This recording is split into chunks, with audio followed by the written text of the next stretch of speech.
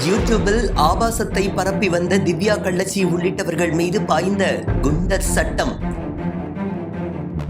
Rowdy baby Surya, Trichy Sadhana போன்ற ஆபாச பேர்வழிகள் மீதும் நடவடிக்கை எடுக்க நெட்டிசன்கள் வலியுறுத்தல். திவ்யா கள்ளச்சி, கண்டா கார்த்திக் போன்ற பெயர்களில் இளைஞர்கள் சிறுவர்களை வழிகெடுக்கும் விதத்தில் ஆபாச வீடியோக்களை வெளியிட்டு வந்தவர்கள் மீது குண்டர் சட்டம் பாய்ந்துள்ளது. முன்னதாக சிறுவர்களுக்கு பாலியல் தொல்லை கொடுத்த புகாரில் இவர்கள் கைது செய்யப்பட்டு சிறையில் அடைக்கப்பட்டனர். இந்நிலையில் அவர்கள் ஜாமீனில் வெளிவர முடியாதவாறு தற்போது குண்டர் சட்டம் பாய்ந்துள்ளது. இந்த பெண் திவ்யா கள்ளச்சிற்கு எய்ட்ஸ் நோய் உள்ளதாகவும் அது அவரால் பாதிக்கப்பட்ட குழந்தைகளையும் பாதிக்கும் என்று கூறியது பெரும் பரபரப்பை ஏற்படுத்தியது.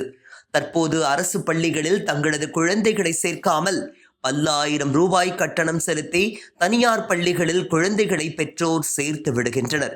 இதற்கு காரணம் குழந்தைகள் ஆங்கில புலமை பெற வேண்டும் என்பதுதான். ஆனால் குழந்தைகளிடம் தற்போது குடிக்கொண்டுள்ள இந்த மொபைல் போன் பழக்கம் அவர்களது பெற்றோரின் கனவுகளை கேள்விக்குறியாக்குகின்றது. அதிலும் குறிப்பாக ஆபாச யூடியூபர்களின் அநாகரீக பேச்சுக்களை குழந்தைகள் கவனித்து அதனை பேசுவதற்கு தொடங்குகின்றனர்.